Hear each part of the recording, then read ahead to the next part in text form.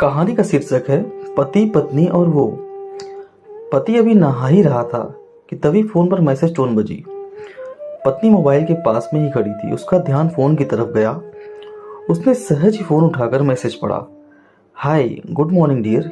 किसी बेबी का मैसेज था। पत्नी सोच में पड़ जाती है कि अब यह बेबी कौन है। तब तक पति भी नहाकर बाहर आ चुका है। पत्नी उसे किसी बेबी का मैसेज आया है बताती है। पति मुस्कुरा देता है, फोन उठाकर उस मैसेज का रिप्लाई करता है, hi baby how are you, और अपने काम में लग जाता है। इस रिप्लाई को भी पढ़ती है।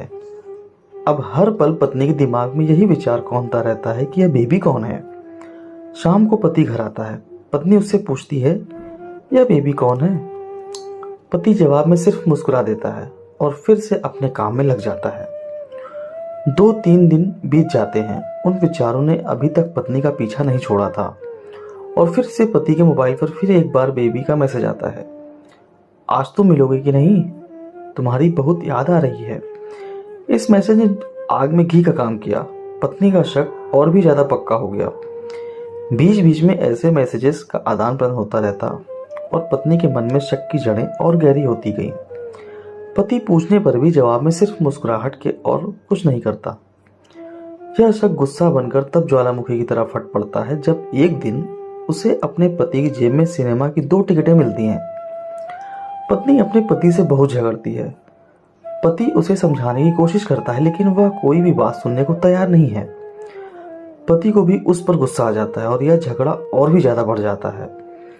गुस्से में पति घर से बाहर निकल जाता है। पत्नी का गुस्सा पति से कई गुना ज्यादा है। तुरंत वो अपना सारा सामान पैक करती है, एक चिट्ठी लिखती है कि मैं मायके जा रही हूँ। हमेशा के लिए पति का घर छोड़कर चली जाती है। गुस्सा शांत होने पर जब पति घर आता है तो चिट्ठी पढ़कर उसके होश उड़ जाते हैं।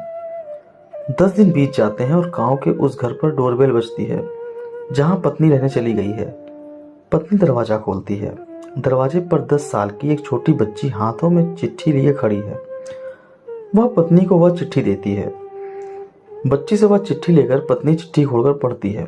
डियर वाइफ, जिस बेबी की वजह से हम दोनों में इतने झगड़े हुए और तुम हमारा घर छोड़कर यहाँ चली आई, यह बच्ची जो अभी तुम्हारे सामने खड़ी है यह वही बेबी है।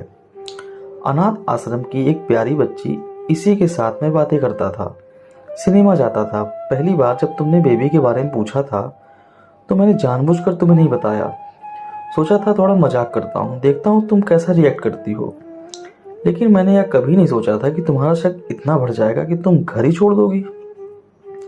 हाँ, सबसे जरूरी बात तो यह है वह किसी और की नहीं बल्कि तुम्हारी बेटी है। रुको, अपने आप को संभालो और आगे की बात ध्यान से पढ़ो। हमारी शादी के 2 साल पहले की बात है। तुम अपने कॉलेज की लास्ट ईयर में थी। तुम्हारे प्रोफेशन में नोट्स लेने के बहाने तुम्हें बुलाया था और तुम्हें चाय में नशीली दवा खिलाकर ना करने वाला काम किया था। इसमें तुम्हारी कोई गलती नहीं थी, लेकिन कुदरत ने अपना काम किया और तुम्हारे पेट में इस बेबी को डाल दिया। काफी प्रयास करने पर भी अबॉर्शन नहीं हुआ तो तुम्हारे घर वालों ने समाज के डर से तुम्हें 6 महीने तक घर में ही रखा।